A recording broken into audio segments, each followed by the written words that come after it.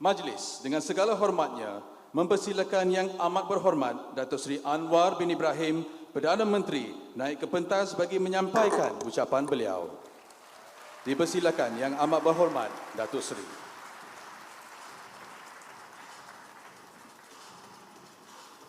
Assalamualaikum warahmatullahi wabarakatuh dan salam sejahtera. Alhamdulillah nahmaduhu wa nusalli ala rasulihil karim. Saudara Amir Hamzah dan Datuk Dr. Naim, Menteri-Menteri, Timbalan Menteri Ramanan, Saudara Tan Sri Zam Zairani, banyak situ.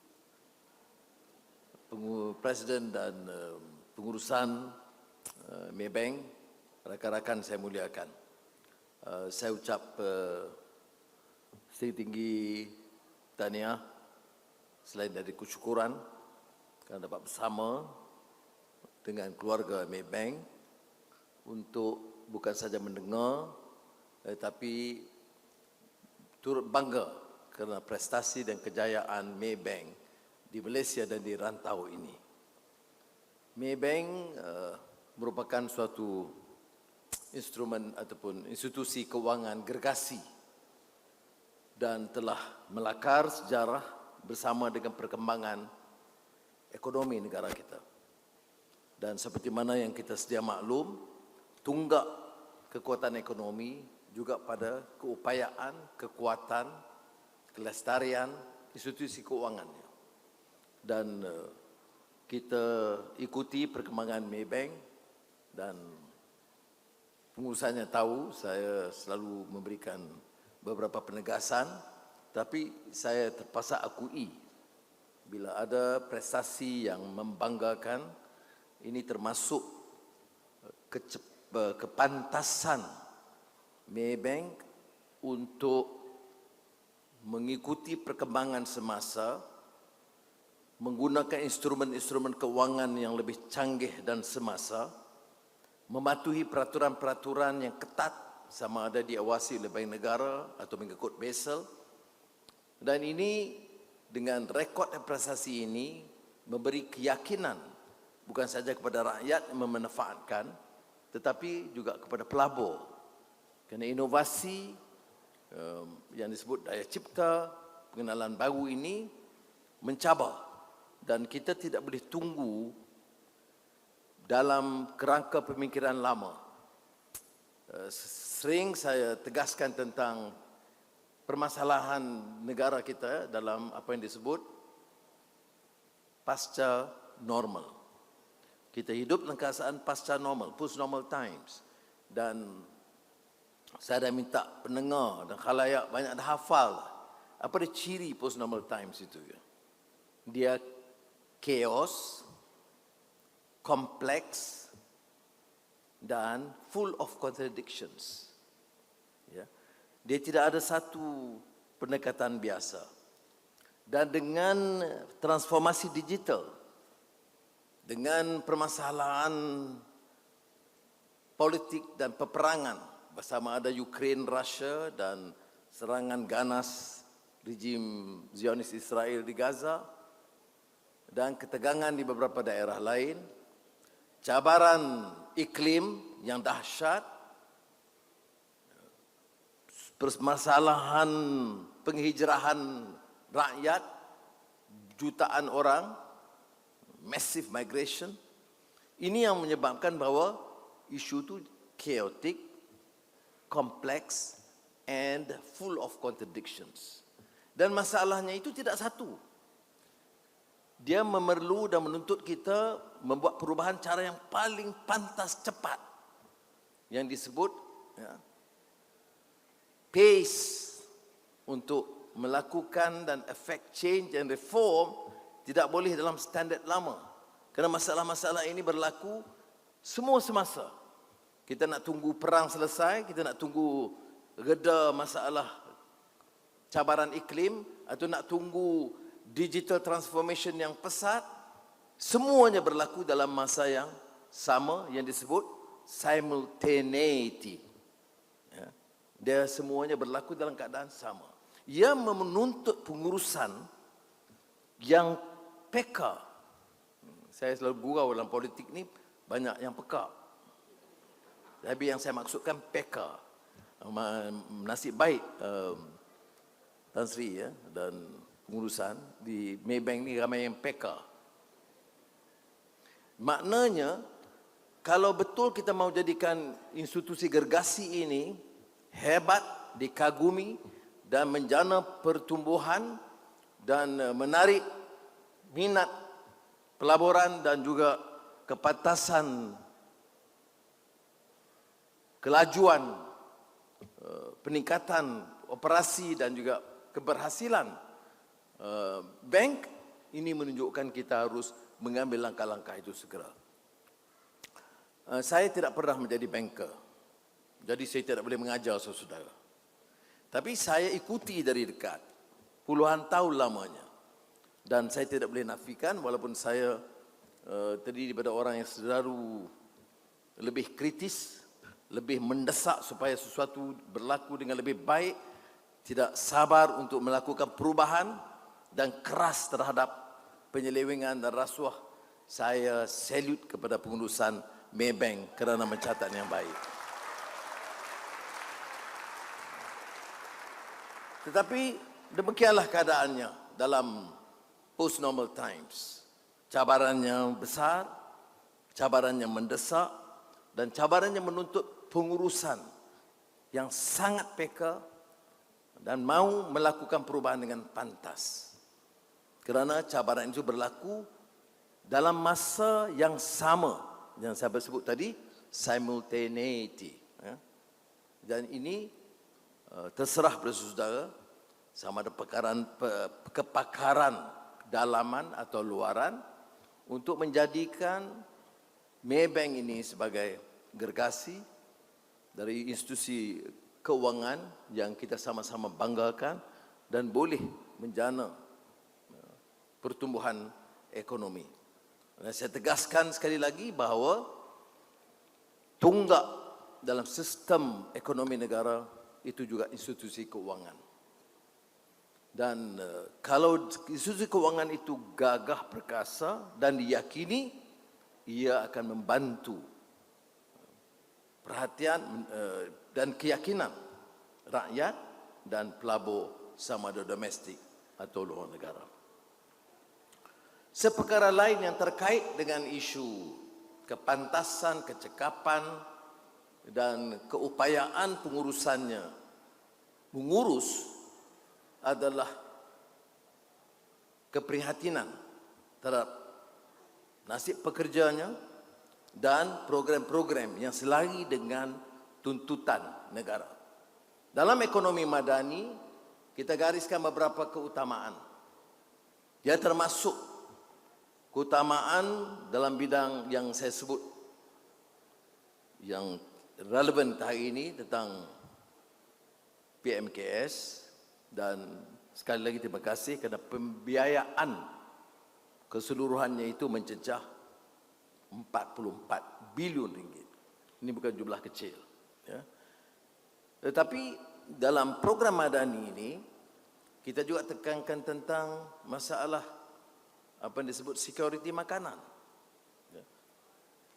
Bagi yang waras, walaupun dalam dunia ini ramai juga tidak waras, yang waras kalau orang itu tidak munasabah bagi negara yang subur tanahnya, tetapi import makanan dan berkaitan dengan barang makanan itu yang mencecah sehingga 60, kalau ikut perkiraan keseluruhannya sehingga 70 bilion ringgit. Dan ini suatu hal yang disebut dilakar dalam agenda ekonomi madani yang menuntut bank untuk memberikan perhatian dalam jurusan ini. Bagaimana mungkin kita gerakkan melalui skim, bukan sekadar pinjaman. Ini sekali lagi, ini nampak puji banyak Maybank belah ini. Jamuan tak tahu apa dia lagi. Tapi ini suara nasib baik. Ini Menteri Keuangan dan Perdana Menteri yang paling tidak boleh disogok hanya dengan makanan kecil. Yang lain tak mungkin jalan. Karena kita dah istihar perang tentang orang-orang yang menyalahgunakan kuasa dan menggondol kekayaan secara haram. Baik, ini maknanya jurusan yang disebut security makanan. Yang kedua, dalam ekonomi madani kita sebut tentang peralihan tenaga. Ya. Energy transition.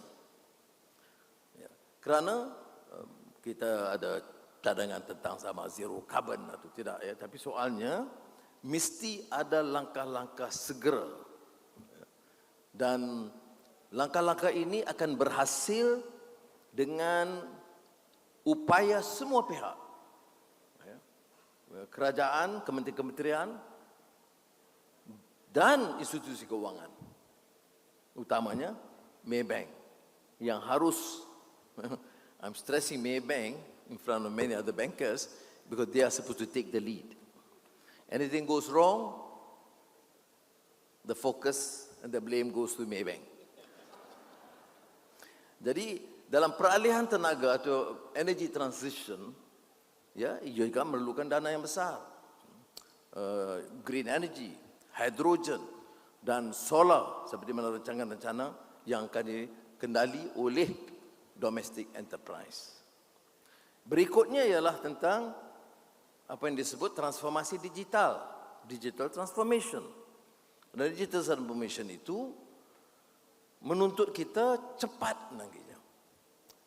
Baru-baru ini bila saya gesa supaya dipastikan universiti-universiti mengadakan atau memperkenalkan AI, saya bagi tumpuan AI ini bukan Anwar Ibrahim, artificial intelligence. Banyak yang sindir saya, Anwar ni tak habis-habis, AI dah jemu dengar. Masuk Amir Hamzah, dia kata boleh tiap. Jadi AH. Jadi saya luluskan peruntukan untuk fakulti AI. Baik. Tetapi dia tidak akan bermakna kalau AI itu diajar di universiti dalam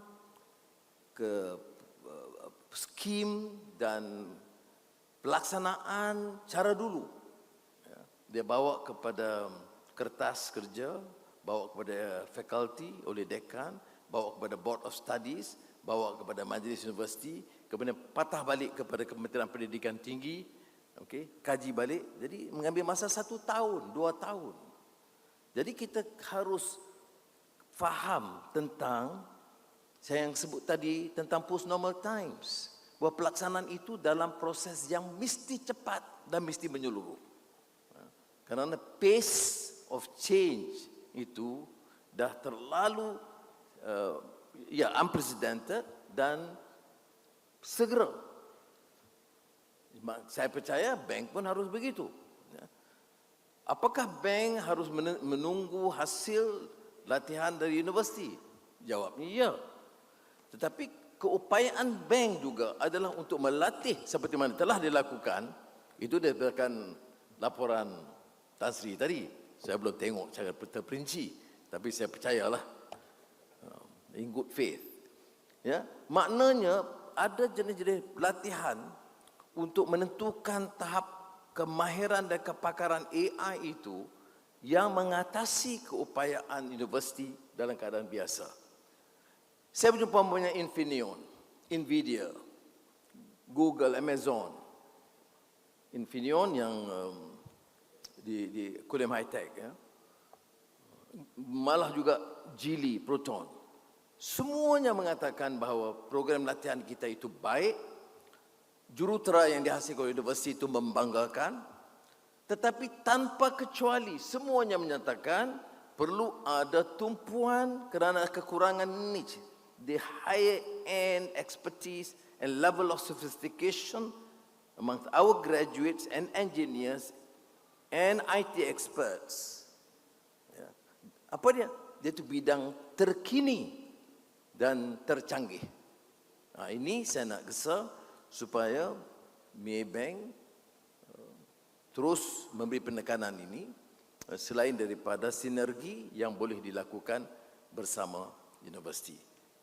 Jadi dalam 3 bidang ini saya harap kalau melihat dan menghadam ekonomi madani, tentang food security, tentang transisi tenaga dan transformasi digital yang juga mengambil kira peranan SME. Jadi, saudara-saudari, saya faham pada hari ini kita juga akan bersama dengan Maybank untuk memperkenalkan SME Hub ini. Ya. Kerana seperti mana kita tahu peranan SME ini, walaupun bunyi SME tapi peranannya domestik dan juga di peringkat global itu besar. Dan ada andaian yang mengatakan, ya, kalau kita lihat umpamanya dalam plan perindustrian baru 2030 sampai mana dari sekarang sehingga 2030 yang disebut National Industrial Master Plan, New Industrial Master Plan, itu penekanan SME itu lebih besar. Ya. It is probably the first real emphasis and support and endorsement to the role of SMEs that has happened even compared to the past industrial master plans. This is because we do recognize the importance of SMEs and the fact that we have largely ignored their importance and significance, and the failure or probably limited support given to the SMEs. Jadi saya hargai apa yang dilakukan oleh SME, oleh ikhtiar atau inisiatif Maybank, termasuk cadangan tentang Maybank Halal Solutions. Itu garanti halal lah, Tan Sri. Kerana potensinya tinggi. Ada yang mengatakan 200,000 PKS dari industri halal. 138,000 daripada 200,000 itu adalah pelanggan Maybank. Biar betul. Betul. Jadi ini menunjukkan bahawa plan induk industri halal itu kita hadam dan memberi perhatian. Itu sebabnya saya fikir mengapa Dr. Muhammad Naim ada di sini. Jadi sekali lagi lah saya nak ucapkan terima kasih, ya, kerana saya gariskan beberapa penekanan 3 isu besar dalam kerangka ekonomi madani dengan penekanan terhadap SME dan juga halal, dan keperluan kita untuk terus memperkenalkan, ya, beberapa ikhtiar baru untuk menjana pertumbuhan ekonomi. Tetapi saya tertarik kerana istilah insan ini, ya, kerana istilah insan dalam kerangka madani sangat penting. Saya kadang-kadang kalau sebut insan, kadang-kadang sebut manusiawi. Maknanya ekonomi manusiawi. Salah seorang pakar ekonomi terkemuka, pemikir Indonesia, dia pernah sebut dalam karya dia tentang dimensi manusiawi dalam pembangunan. Jadi selalu bergurau, bankers ni dia kurang prihatin tentang kemanusiaan. Itu dulu kan, dulu. Tapi nampak dari ucapan tadi dan beberapa ikhtiar dan inisiatif serta instrumen-instrumen baru, nampak bank-bank kita nampak lebih prihatin tentang sama ada saya kata nasib masalah pekerja, OKU, B40. Saya kadang-kadang gurau saya dengan marah. Saya kata kalau saya datang tu semua bercakap pasal B40 dengan OKU. Tapi kalau sudah ada dalam program itu, maka saya yakin. Dan untuk Maybank, saya sekali ucap terima kasih, memang ada dalam program telah jalankan. Terima kasih. Ini kenapa? Apakah kritikan kita tentang ini akhirul kalam dengan bimbang? Saya pernah jadi profesor, itu ada kuliah ada panjang. Akhirul kalam, ya. apa dia kritikan kita yang sangat berkesan dalam apa yang kita sebut unbridled capitalism. Sikap penguasaan pemodal yang tidak ada had dia. Keuntungan tanpa manusiawi atau keinsanan. Itu di antara kritikan itu menyebabkan disconnect, kesenjangan di antara elit keuangan dengan kegelisahan rakyat. Kalau peringkat awal Maybank dulu, Malayan Banking masa itu permasalahan rakyat, petani, B40 itu bukan perkiraannya. Tetapi keadaan sudah berubah, kesedaran, keprihatinan yang menuntut kita memikirkan hal-hal yang sedemikian. Dan ini bagi saya sangat relevan. Kalau tidak ada instrumen keuangan baru tetapi menyebabkan kesenjangan kian melebar. Kita perkenalkan digital transformation. Kalau kita tidak waspadai, ia akan menyebabkan kesenjangan lebih melebar. Kerana digital teknologi itu akan dikuasai oleh elit, oleh orang-orang yang senang berada, tetapi yang miskin bandar atau di desa dan pedalaman akan ketinggalan. Sebab itu, di antara tumpuan kita ialah latihan, pendedahan anak-anak muda kepada peluang-peluang yang baru seperti yang dilakukan oleh Maybank dan juga inisiatif Bank Negara dan lain-lain bank, dan pendidikan. Dan saya tekankan umpamanya pendidikan. Saya mula nak fikirkan tentang komputer dan digital dan kecanggihan di sekolah-sekolah. Tapi bila saya tanya kedudukan tandas di sekolah, 8,600 sekolah tandas dalam keadaan rosak dan tidak dipergunakan. Jadi tak sempat saya fikir soal komputer, saya kena selesaikan masalah tandas dulu. Jadi ada orang sindir. Jadi saya pergi mana-mana, saya cek tandas. Jadi dia kata, Perdana Menteri tandas. Tak apalah. Tahun ini, sebelum kita fikir hal-hal yang lebih canggih, saya tengok perumahan Angkatan Tentera, polis, perumahan pegawai kerajaan itu, rumah yang robek-robek, bocor dan tandas rosak. Jadi terpaksa kita belanja bilion lagi untuk hanya perbaiki. Ini saya sebut perkara ini kerana ini kenyataan dia. Tapi kalau kita tunggu nak selesaikan semua ini dan tinggal digital transformation dan juga instrumen-instrumen baru, dan kita akan kalah dalam persaingan di dunia. Jadi oleh demikian, jalankan juga apa yang sudah lakukan sekarang. Dan di samping itu, kita harus ingat, tak ada makna kehidupan tanpa keinsanan, compassion dan manusiawi. Saya sekali lagi ucap terima kasih dan dengan lafaz Bismillahirrahmanirrahim meluncurkan program memperkasa PKS My Impact SME Hub. Wassalamualaikum warahmatullahi wabarakatuh. Terima kasih Yang Amat Berhormat Datuk Seri, dan dimohon Datuk Seri untuk terus kekal di pentas bagi pelancaran program memperkasakan PKS My Impact SME Hub. Dengan segala hormatnya, majlis kini menjemput tetamu-tetamu kehormat untuk ke atas pentas bersama-sama Yang Amat Berhormat Perdana Menteri bagi menyempurnakan upacara pelancaran program memperkasakan PKS My Impact SME Hub hari ini. Dipersilakan. Dijemput Tan Sri Datuk Seri Zamzam Zairani menyerahkan kad berlogo Maybank kepada Yang Amat Berhormat Perdana Menteri. Dengan kiraan 3, 2, 1, dipersilakan Yang Amat Berhormat Perdana Menteri memasukkan kad berlogo Maybank ke podium pelancaran. Sila berikan tepukan gemuruh